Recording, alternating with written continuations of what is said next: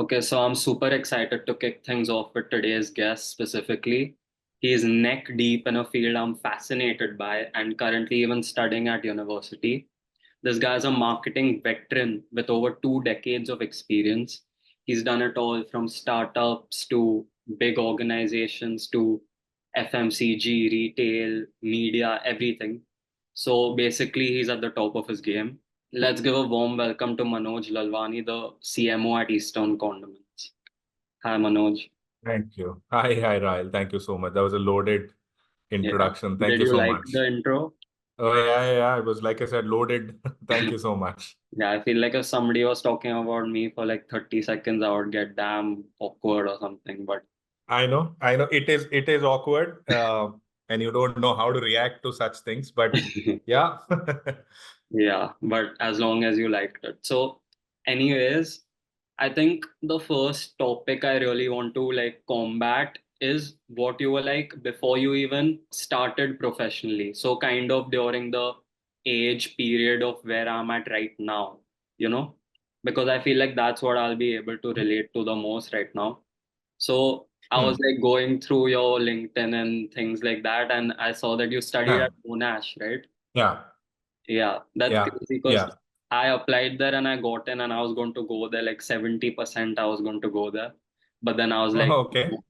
Australia is too far and I'll miss my friends, family if I go so far and stuff. So I was like, no. So firstly, did I miss out on that? Like what was your experience like at Monash? Monash was fantastic, and in fact, Monash were the two of the best years of my life because uh, if I look at my academic journey before Monash, it was always with family Hmm. at home, so kind of a protected environment. My entire schooling happened in Delhi, college happened in Delhi, so was living with my parents always. So it was a fairly protected environment. I'd never lived alone, never survived alone, tried to do things on my own.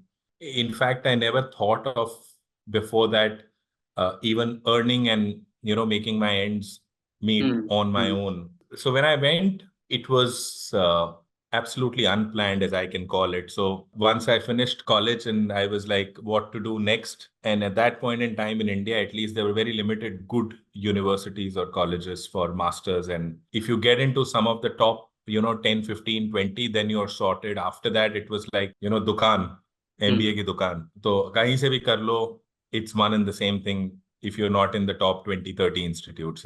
Yeah. So then I thought, okay, let me go out, let me explore and see if, I get a admission in one of the good colleges outside, and Monash happened.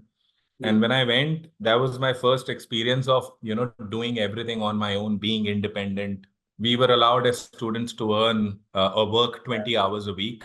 And when I started working, and I started working pretty early on the second or the third week itself, as soon as I got there. So got a job, regular job, and in a bakery to manage the cash counter, and Right. started earning. And when I got my first pay, that was the moment when I realized the power of earning Hmm. and the power of spending on your own, on your own terms.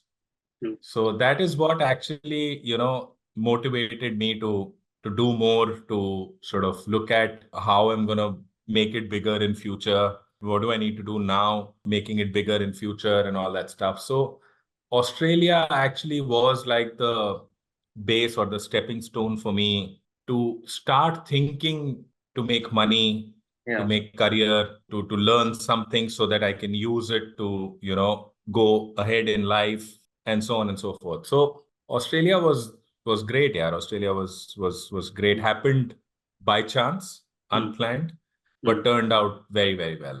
Okay. And also, I think it's like crazier because like now obviously everyone like goes for their bachelor's and master's to whatever Canada, Mhm. US and all. But I don't think that foreign education was a trend back then, right? Like, Not uh, as much, not as much, not as much. so when you obviously made that decision, were you like excited about going off that trail that all your friends must have been taking? Or were you like, no, this will like boost my life? Like, what was it? Was it more nervousness or the opposite? In my life, if I actually look back, whether it's going to study abroad or getting the first job, jumping from first to the second, second to the third, professional, personal, a lot of my decisions, at least I've taken with a lot of gut. If I felt for it, I went for it and I said that, I'm feeling right about it. There is maths that's adding up in my mind on various factors that I look at for a thing when I'm going for. And then I jump into it with this mindset कि यार अब देख लेंगे, अभी let's get into it and then we'll figure it out types. So Monash or Australia was one of them where I said that, hey, listen, if you're not getting into a good institute in India, then the next best option is to go out. Yes, not many people have done it. Not many friends of mine are going to be into it. But this is the next best option because, otherwise, what will you do types? So I jumped into it without really, being nervous. I was not nervous. I was like, dekh lenge yaar. It was very, like I was saying, unplanned. I didn't do too much of homework before I went कि कहाँ रहना है, क्या करना है. I went there, figured out a house, figured out a job, of course, university, and all that was done in 2 to 3 weeks. So it all just kept happening. It just kept happening, and I was really lucky. Things started falling into place and stayed in place in that sense. But I was not nervous. I was not, but I know it's a big decision. But I think if you just believe in what you're doing and you're at it and don't kind of start giving up, because there will be moments and days, in fact, not even moments, days when things will not fall in place, things will be unknown, things will be kind of पता नहीं यार क्या होगा, ये होगा भी नहीं होगा types. But then if you just stay at it because you believe in what you're doing, things start falling into place. You just have to be at it. And that's what I think helped me, sail through few of those days where, I was lost. I didn't know what is happening, what will happen, and so on. Okay, so just like kind of like a do what's best for you attitude and like no influence from your friends or what others are doing. Just do what you have to do, kind of. See, they will always influence you, and they should, because they are a part of your life, and uh, they are the ones. Friends and families are the one that hold you when you're wrong, when you're down, when you're upset, when you're happy. Those are the ones you celebrate with. So they are your life. They're a part of very much a part of your life. So they must influence you, but at the same time, you also must know what is right for you and what you're doing is going to take you where. So that perspective is very important. Otherwise, you're always following what people will tell you or what people will think you should do, and so on and so forth. And they may never have a perspective that you will have about your life, no matter how close they are to you. Very important, like I said, to know what you're doing and where you want to go. You will fail in between. You will have rough days. You may need to change course in between. You may need to plan new things, do new things. But that's a part of the journey. Right, right. Makes sense. So another thing is that I've always been curious about like, is being successful in marketing like something that's like inherent to your personality, or you can develop it over time?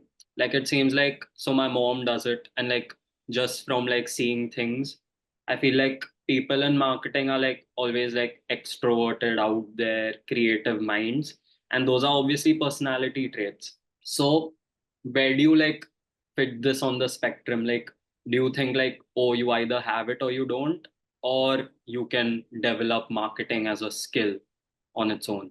Look, some things come inheritedly. When I say inherit, you don't inherit like from, I mean, that's your character. That's how you've developed yourself. And then you add on to it. ऐसा नहीं है that, you're like a born marketer. Of course, I've had so many colleagues, teammates during this journey who were very introvert, would speak very less, will not socialize much. On a creative scale also, they were like 5 6 on a 10 scale, but they're doing wonderful because they learn they had this discipline to learn and keep adding value. And I think that discipline to learn really is important. Sometimes, because you're an extrovert, you kind of build that attitude कि हो जाएगा, चलता है, देख लेंगे. And then you lose that discipline to learn and and that can harm your journey as well. So what is very important is that the moment you start your journey, whether it's from academics or from work, you will keep adding value to yourself through what you're doing, where you are doing it, wherever you are in any organization, any place. You will keep learning, adding value to yourself, and that is very important. And that is what builds your character, that is what builds your knowledge, and that is what builds the confidence in you to be able to take decisions, because as you grow up, Hmm. you will need to take decisions, and as you grow up, your decisions start impacting in the longer horizon. Hmm. Like, for example, when you're a brand manager, a decision of yours will impact how things will be in next 2 months to 3 months. Hmm. But when you are a CEO or a CXO or a Hmm. CMO, your decisions possibly will be impacting the brand or the organization over a 2 year period to a 3 year period, because you're going to take decisions such as, I'm going to launch a category, I'm going to launch a brand, I'm going to target a new audience and get into a new geography. So those are big decisions, very expensive decisions. And you need to have that knowledge, experience, and composure to be able to take those decisions. And that only comes with how you develop yourself. It doesn't come in the DNA, Hmm. you Okay. know. Uh, And so when you say like you can learn it, so is it like technical learning or just like a character learning? Because so what I mean by this is right now I'm like learning like a lot of like knowledge based stuff in university based on like theories and definitions and all about marketing in general. And I'm like, how will I ever use this in the real world, in my head at least? So is it like when you say you can learn it, do you mean like learn it through like real world experience or like with a book and then you can build your prowess? Both are important. Like, in the stage where you are, we all were in that stage. Hmm. In the stage where you are, you will have more of academic and book learning. And a lot of times you will think, yaar, ye kahan kaam aayega mere, What you're not realizing is that as you get into your work life, it's not 100% of what you've seen in the book will be applied. But a lot of teaching these days is not only about remembering a formula, Hmm. but to apply your mind on, if you're in a situation, how Hmm. are you going to deal with that situation? How are you going to solve that problem? So a lot of mind development that happens in school and college. When you Hmm. get into practical life, initially there'll be a lot of technical learning and application that will happen. So you will start working with data to look at, to make decisions, to understand how your business is and how your consumer behaves, and so on and so forth. That data, how you mine that data, how you analyze that data, Hmm. will be based on what you've learned and developed yourself as a student. you know Yeah. वो अपने आप नहीं आ जाएगा. Hmm. तो वो जो पहला 3 से 5 साल होता है, that is a lot of gathering of technical knowledge and being on the ground with that knowledge. You don't start going and sitting in the boardroom from day one. Hmm. You rugdo yourself on the ground initially, and that on ground work requires you to work a lot with technology, the tools, the digital tools that are available today, the data. There is a lot of what you have developed yourself. I won't say what you've learned, but what you've developed yourself as in school comes in handy, nurturing you as a professional of how you're going to go from the first 5 years to the next 5 years to the next 5 years. So, and every time you jump from one stage of the life to the other, your learning changes. So in the 10th and the 15th year, you're not gonna do data mining like you were doing in the first 5 years as a trainee, as a brand manager.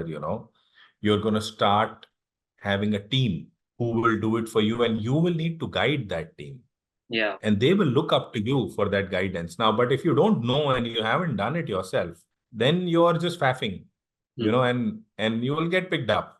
Yeah. So every stage as you grow up, you will start doing things which you have not done before, but at the same time, you will start guiding people to Hmm. do things that you have done. So remember that, you need to have that knowledge to be able to guide people. At the end of it, when you get into a stage where you're managing a team, and as you keep growing up, it starts becoming more of people management, Hmm. guiding people to do the right thing, Hmm. taking the right decisions, rather than sitting on an Excel sheet or sitting on a digital tool and trying to do things yourself. Yeah, that's But good. you can't guide people. You can't guide people if you are yourself have never developed knowledge.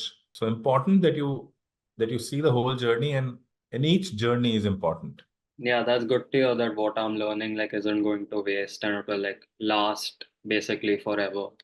So I think another thing that a lot of people discuss right now is that obviously marketing isn't like a subject which requires like a specialization like say engineering or medical or some subject like that. As of now, there are like many pathways to marketing, say like doing psychology or doing like media studies, or obviously doing the MBA route you took.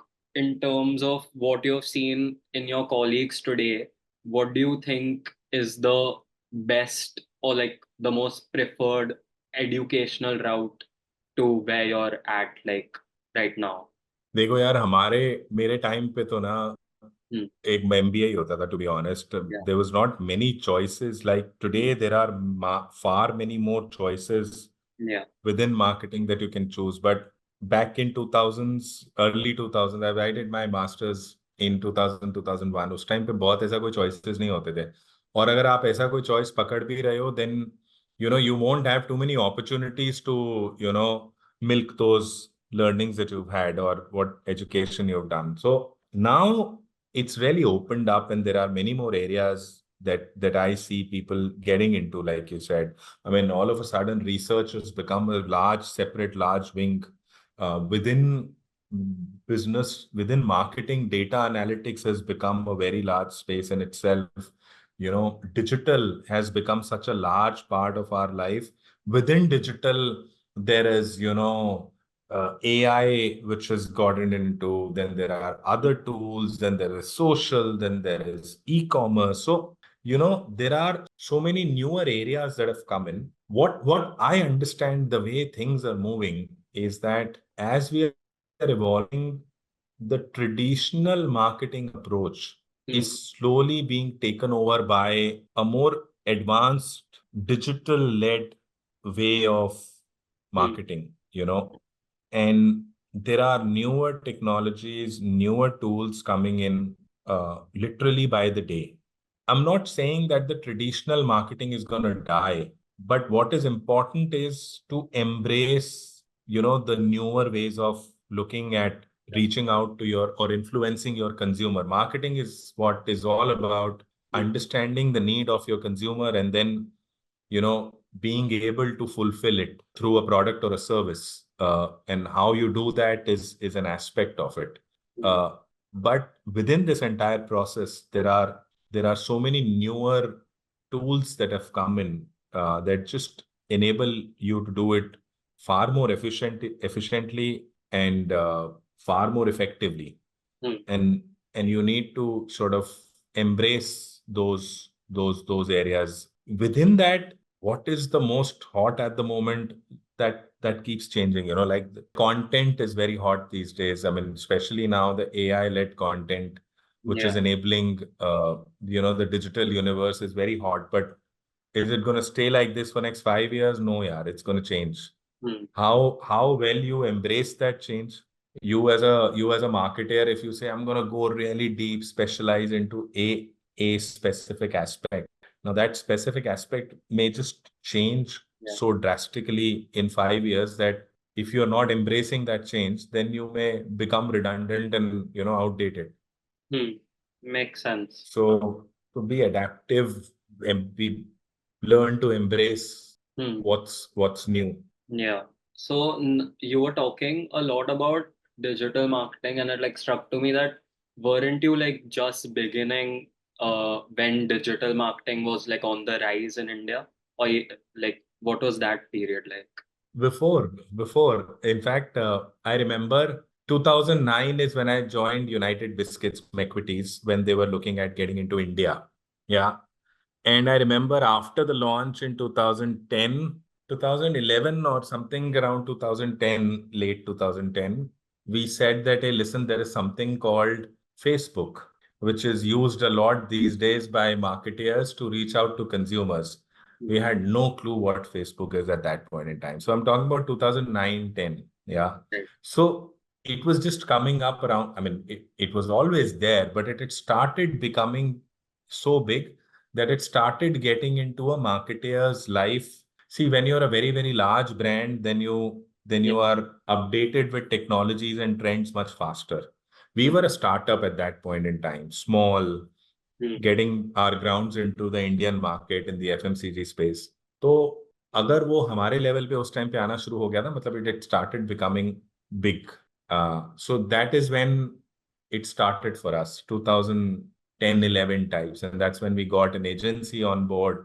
उस time पे इतनी agencies भी नहीं होती थी, there were very few choices, and there was very little knowledge of how it's going to help you. And I remember our board had come from London, and their marketing team was using social media for earlier than us.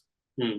And we were presenting to them, to the board, and you know we were telling them that how we are now creating posts and content for Facebook, a new post every day. The global CEO was a part of the board, and he was like awestruck because he said that, are you saying that you have 365 new pieces of content or creatives that you make for an year? So one new creative you post every day, it's like a new creative.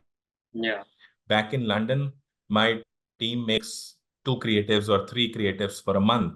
Hmm. And and when they learned that, yes, in India we are creating 30 posts, 30 new posts for a month, and at a cost which is like, negligible compared to what they're used to, they were really excited and they wanted to make it big and explore new areas. And so it was really new for everyone to learn, to explore, to see what it can do for you and stuff. So So you say that people were damn excited, but were there like any like super experienced people who have like been in the industry for like multiple years who were like kind of skeptics and they're like नहीं यार ये क्या चलेगा कोई Facebook पे होता है कि नहीं होता है मालूम भी नहीं like were they like no this like let's not even try this. बहुत होते थे back 2010, क्या till about 15, 16, 17, we used to come across people who would say that digital कहाँ कितने लोगों को पहुंचता है, TV reaches out to everyone, Hmm. especially when you're talking to a larger sales team. उनके लिए तो टीवी पे ऐड और रिटेलर दुकानदार के पास जब हम जाते थे, उनको बोलते थे कि टीवी में ऐड आ गया, वो लोग बोलते थे टीवी में ऐड आ गया तो अभी आपका ब्रांड चल जाएगा. So TV was the benchmark as late as maybe 16, 17, 15 types. Hmm. Only now when we are talking to them, now when I say not now, but in last, I would say 4 to 5 years, and especially after COVID, people have stopped talking about traditional media in that length. They still do, but in that length and breadth, and they now talk about आपने कहाँ पे आपने अच्छा सिर्फ Facebook पे हो, what about Instagram, what about Twitter, Hmm. अभी आजकल स्नैपचैट की भी बातें चालू हो गई हैं. So Yeah.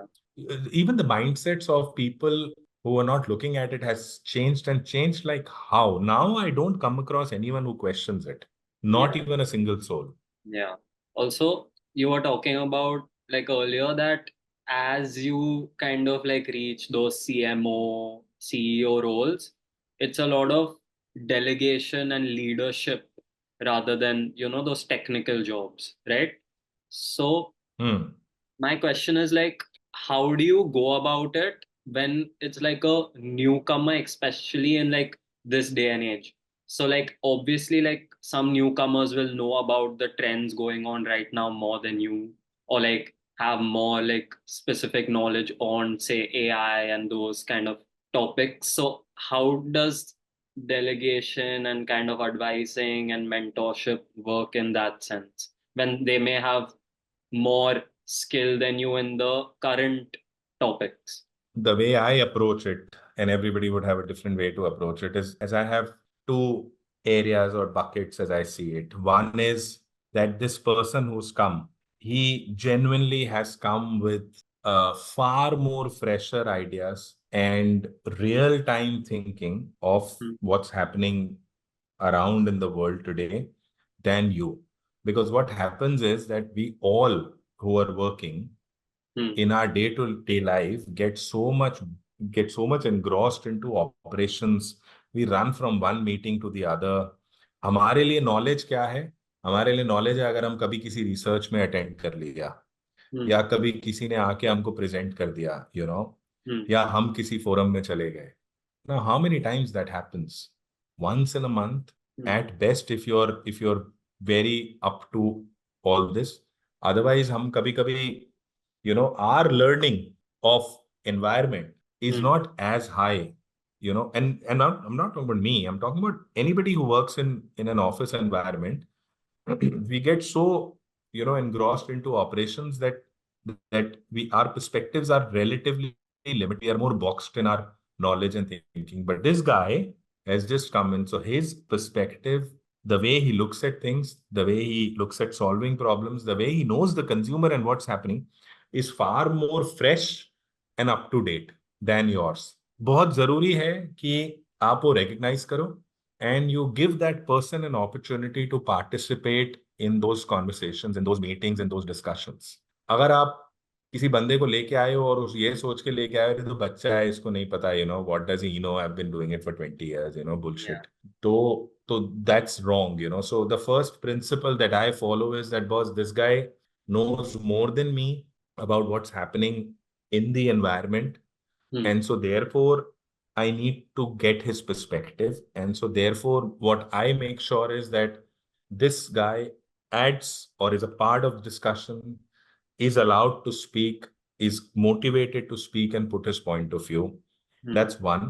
The second area or principle that I have is, while this guy knows a lot about what's happening in the environment, but on business, on how to run business, how to manage brand, how to look at various aspects of, marketing ho, chahe business ho, chahe sales ho, chahe operations ho, I've done that. And so therefore I have more knowledge on that part compared to this guy. So let me nurture this guy, guide him on that aspect, so that ऐसा ना हो कि this guy is not learning anything. Hmm. क्योंकि if I am not able to add value to your life, then you will, and if you're not learning as a newcomer, then either you will move out Yeah. and go somewhere else, or you will develop into a bad resource in 2 to 3 years, and I wouldn't know what to do with you. Yeah. And both are my responsibilities at the end of the day. So there are these two principles that I operate with: to take from you what you know and give to you what I know. Okay. Uh, Makes sense. and both are important for that person's learning and for your own Hmm. learning.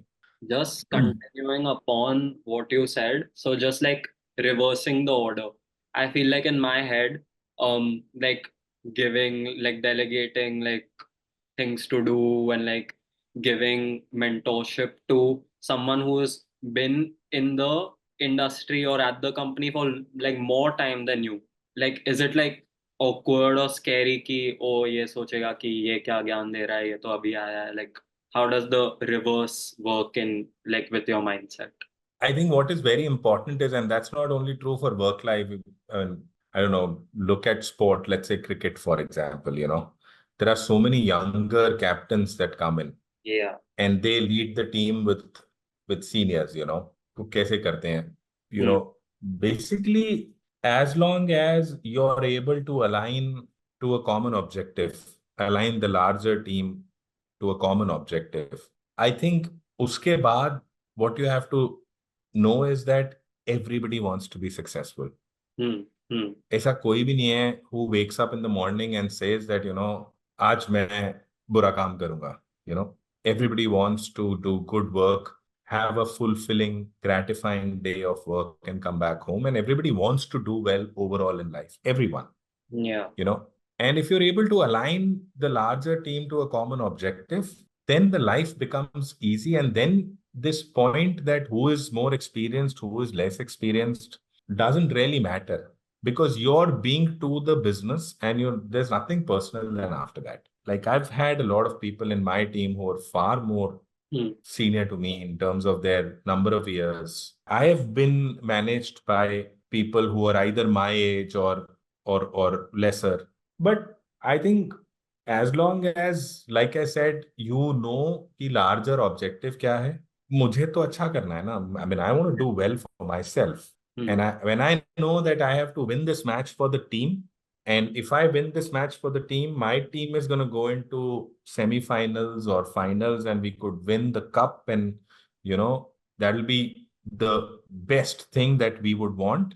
Then I will not start becoming an issue for anyone. Hmm. I will just do my job very well. Yeah. And if I have an issue in that, I will go and seek help. I will seek clarification, guidance. As a leader, I think what is very important is to align your team with a larger objective, common objective. If you're able to do that, then what is very important is to assign roles and responsibilities very clearly Hmm. and put in governance mechanism or review mechanism. When I say governance, I don't mean policing.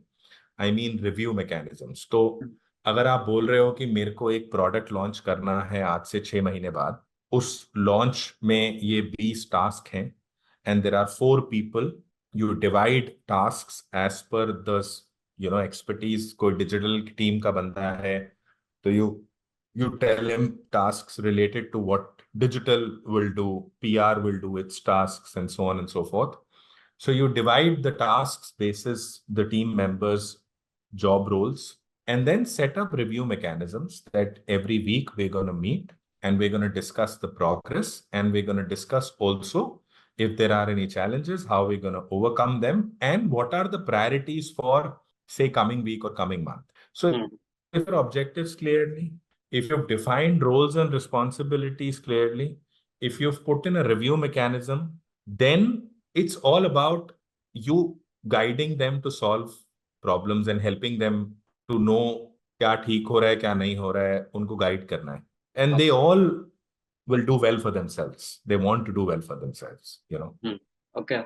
So I just want to go back to the topic of AI. So I kind of want to ask you sort of a controversial question. I've like seen in my like whatever academic life, few internships I've done that nowadays people are like using GPT like for 80% of the work for the copy or for the creation of content buckets for this, for that.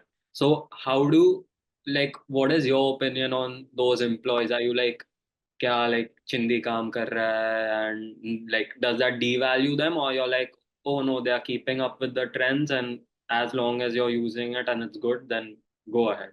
यार बड़ा interesting है ये. I just think that whoever is using it smartly is doing a great job because, like, remember I was telling you about embracing technology. Yeah.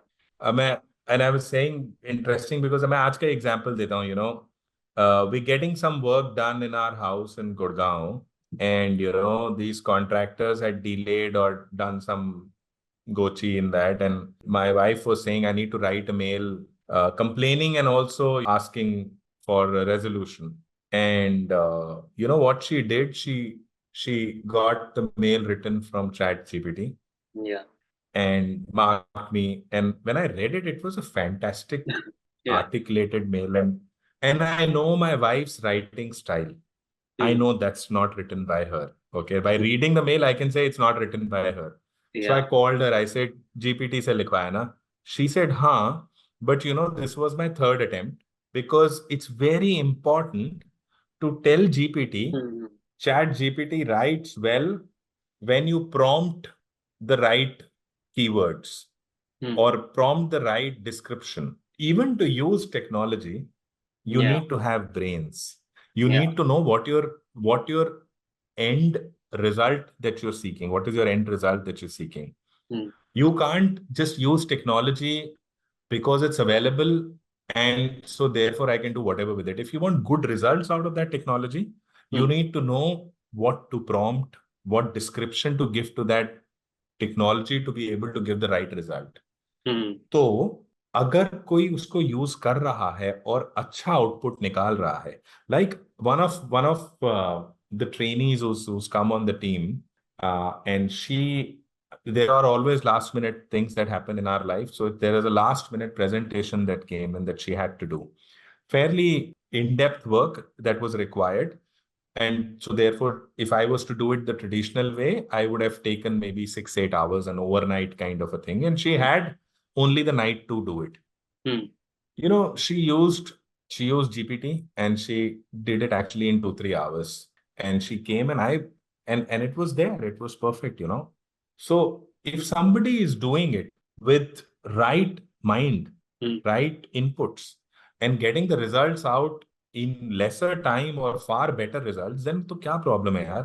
Yeah. That person is much smarter than what you are. Because if my boss had asked me to do it, I would have taken an overnight. मैं पूरी रात बैठ के काम कर रहा होता. Because I am not as technology friendly as possibly that 25-year-old girl is, or Hmm. 23-year-old girl is. So who's the fool here? Hmm. Yeah. I don't think it's damn good. The email thing you said, I to use all full GPT only to send emails to my professors or anything. It's too useful. Yeah, yeah. Yeah. And it's fantastic because you are embracing technology for your benefit and Hmm. you know how to use it. Abhi agar koi I mean, like my wife said that, this is my third attempt, but now she knows. And so therefore, when she does it the next time, possibly she will not take 3 attempts, she will take 1 attempt. Hmm. But she knows the power of it. And so now I think in next couple of attempts, she will stop writing it herself. I Hmm. don't think she is going to write herself in 3 months from now. She's Yeah. always going to use GPT now. But So my question is, at like what point does this like fully devalue an employee? Ki, oh, I don't even need this employee anymore. I'll just do it in 2 minutes with this with AI. Like, are there like instances where you're like, oh shit, specific areas and like specific like fields or something will be like fully like gone? Like, what's the point also of needing a whole person, a whole salary when you can do it on your own without any expertise in 2 minutes with the help of this? there are two different things in your question. One is technology take away some jobs? Hmm. Yes. So should one be scared? No, because you need to embrace technology. Hmm. If I am a copywriter, Hmm. okay, or if I am a person who creates static Yeah. creatives. Of course, my job is at risk because, copywriting in 3 years from now, if 100% was happening by a human today, in 3 years from now, possibly 50% will happen through a human. 50% will move to technology, or maybe more will move to technology. But that copywriter now needs to learn newer skills. Hmm. Okay, so nothing to be scared, embrace it, or start using that technology to be so efficient that earlier I was writing 1 copy a day. Now I'm writing 20 copies a day. So who can beat me? Hmm. I'm using technology. I was servicing one client earlier. Now I can service 20 clients. Hmm. And I was charging 2000 rupees for a copy earlier. Now I'm charging 500 bucks for a copy, but Hmm. I'm making more money because I'm writing 20 of them now because Hmm. I'm using technology. So a client doesn't mind because वो 2000 रुपए का पहले देता था, अभी उसको 500 रुपए में मिल रहा है, और अभी उसको एंड मोमेंट पे भी मिल रहा है, और उसको अपने he doesn't need to employ a person to do it. As a resource, if I embrace technology, I can possibly earn more, Hmm. and the guy who's getting the work done is also benefiting out of it. So it is how you see it. Hmm. The second part of your question is, if I am a manager, Hmm. will I say that, yaar, ye to, this girl who I asked her to make the presentation made it in 3 hours and came to me. Hmm. Why do I need this girl? Why I can't make it in 3 hours, myself? Hmm. Then I am a fool. I'm not a manager. Because remember, I told you that as you grow up in your career, it's about managing people. Managing people is not about only, रोज सुबह जाके लोगों को तंग करो, बताओ उसको क्या करना है क्या नहीं करना. Really, managing people is really about knowing what is the skill set of a person, Hmm. and how can that person be guided to add value to your objective? Hmm. And how can and what skill can I develop in this person so that ऐसा ना हो कि 2 साल बाद this person becomes redundant, because if I have to grow that person also, na. Hmm. Otherwise, in 2 years, either that job will become redundant or this guy will go. Yeah. So I have to know how do I make best use of a person's skill, and B, how do I nurture that person so that that person continues to add value even 2 years, 3 years down as things evolve. Okay. Hmm. So I can't say that because somebody is using technology, that person is useless, and so why can't I do it myself? If you start doing it yourself, then you're not a manager. You're not a leader. You're then a worker. And at some point, if you see every organization moving to something, you have to know, okay, like this is how it's going to be. This is the better way. Absolutely. Yeah. Absolutely. Yeah. Okay. Absolutely. So moving on to Eastern, I think one thing is like super intrigued by it, that y'all have some damn niche products in terms of like regional palette, like the say the appam mix and things like that. So how do you all go about like introducing these products to say someone who is North Indian? So for example, like I'm Maharashtrian, so I'm like damn happy with my pohas and upmas, and I wouldn't generally consider something that's outside of that. But how does like Eastern go about introducing these products into a newer Indian market? And or does it just like stick to, oh, South Indian खाएंगे, North Indian खाएंगे? Yeah, we have a very different belief and philosophy in this. So Orkla, which has acquired Hmm. Eastern, Hmm. which also owns MTR in India. Yeah. Orkla is a Norwegian conglomerate Yeah. which owns many brands across the world. Yeah, so you've become a leading local brand because of the knowledge that you carry of your consumer and the cuisine of that area Hmm. for many years.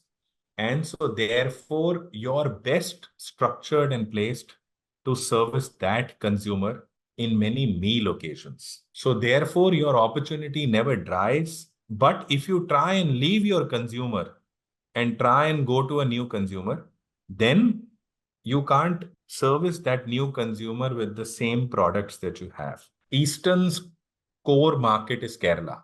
Okay. Hmm. That's where the brand started from 40 years back.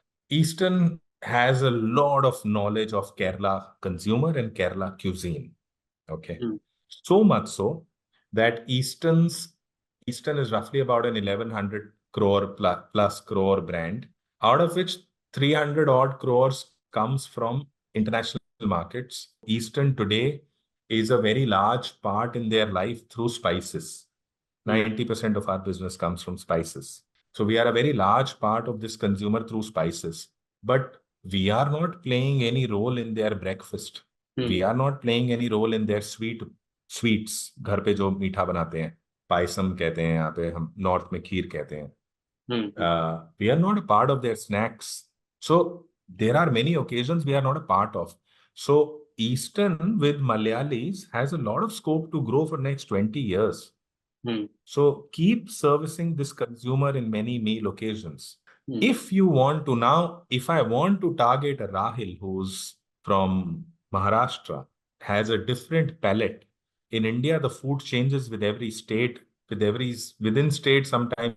If I wanna service Rahil now, Hmm. I must learn your cuisine first, develop products for your cuisine, and service you with that. Hmm. Cater to the. Because you will not eat appams and puttos every day. Hmm. What you will eat every day is poha. Hmm. And Orkla's philosophy is to be a friend in everyday life of a consumer. I can't be your friend in everyday life if I am not servicing you your cuisine. I will be a friend in your life occasionally because sometimes you may say चल यार आज appam खाते हैं. Hmm. पर आप वो महीने में एक बार बोलोगे, दो दो हफ्ते में एक बार तो मैं आपका I can't be your friend in everyday life. I can be a friend as a brand, be a friend in everyday life of yours only when I am a part of your many meal occasions every day, for which I need to service your cuisine. Yeah. So you don't want to So change therefore, balance. as You want to cater to them. we cater to them, absolutely. Like currently, we have identified Karnataka and Andhra Pradesh as our new geographies Hmm. because MTR is a very strong brand in these markets as far as distribution is concerned. Hmm. So the idea is we ride on their distribution to build these two new geographies for us. But हम कर्नाटका आंध्र प्रदेश में केरला के products नहीं लेके जा रहे हैं. In last 2 years, we've understood this Kannadiga consumer, we've understood this Telugu consumer. We are developing products specifically for their everyday consumption so that we start becoming a part of their life on an everyday basis. क्योंकि Kerala taste is very different from even as basic as a chicken curry Hmm. is a or a sambar is a very different tasting sambar in Kerala versus Karnataka. So we don't try and appeal you, Rahil, with our products. Usually, when you think of like masalas and cooking and all, you think of women in the kitchen, and that's what we are like used to seeing in the commercials too, like of every Indian brand. However, but recently I like watched a movie, Rocky or Rani, and in that they have a commercial where the men are making the laddus. So, what is your thought process on this promotional strategy? Like, do you think that you should go towards open-mindedness or just stick to what's working, stick to tradition and stuff like that? Yeah, it really depends on who your target audience is and what product are you marketing. Hmm. And I'll give you an example. If I am targeting a 35-year-old, 40-year-old plus audience, Hmm. and my product is a traditional masala Hmm. or a traditional spice, then I am better off using the homemaker as my protagonist Hmm. because my product is such, my audience that I'm targeting with is such. And the truth is, इस तरह के product के लिए, that is the audience that will cook. The family will look up to that. If I'm marketing a quick or an instant product, 3-minute upma, then I'm talking to either a young working person or this young couple who lives together, works, both working, both don't have time, seeking products which can make their life convenient. Hmm. Or I'm talking to dinks who sort of live in nuclear families. So for them, I will show you know the man and the woman either cooking together, or the man sometimes cooking and sharing the load, or cooking over the weekend, being in the kitchen. So I think it really depends on your product that you're marketing and who your target audience is for that product. I don't think there is one formula that can Yeah. fit all.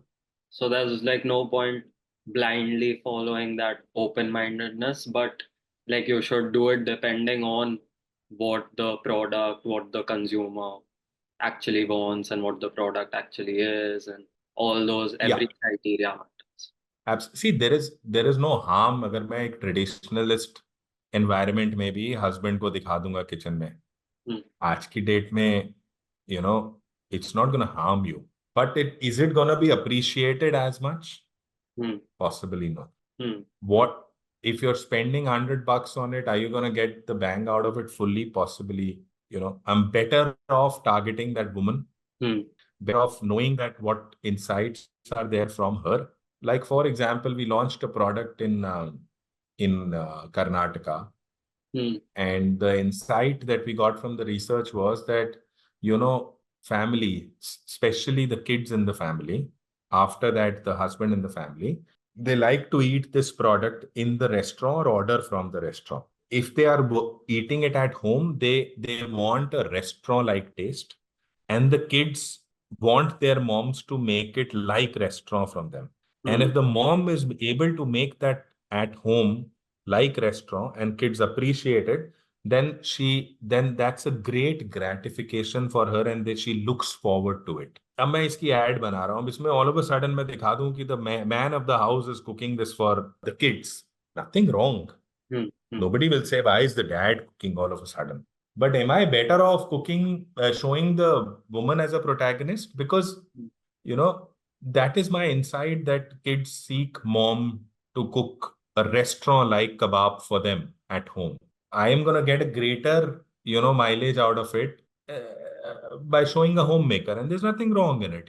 So I would go with a homemaker and unnecessary, not complicated. So it should like make sense according to the masses rather than like a handful, you know? Absolutely. Yeah. Okay, What so is your objective? It depends really on that. yeah, makes sense. Okay, so I think like we have covered most of it. I just want to end off with one question. A simple one-liner on how to reach where you are. Like one-liner. Like somebody watching that wants to be in your position, what's one line you would tell them? Just be at it. Just be at it. You will never have a patch which is always smooth. You will never have a patch which is always rough. You Hmm. will have both, and you will just need to know how to deal with both.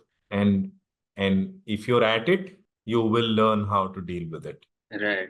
Yeah. So just be at it. That's good advice for like anything, I feel. Like any field, any this profession, like that works everywhere. Any profession, it's but you know what the problem that the challenge is that whenever there is a rough patch now, Hmm. we tend to start either deviating or trying to find shortcuts or start giving up. If you can be at it, like I said, you will learn to deal with the bad patches, and you will learn to deal with the good patches both. Yeah, that makes sense. Okay, so anyways, thank you so much for coming on, Chalo, good, like thank you so much. giving. Great speaking with you, Rahil. Yeah. So thank you. Bye bye. Hi, I'm Rahil Joshi. Thank you for listening to the Ones Who Do podcast. I would definitely love to get some feedback from you all. So make sure to follow all my socials and stay tuned for more episodes. Thank you.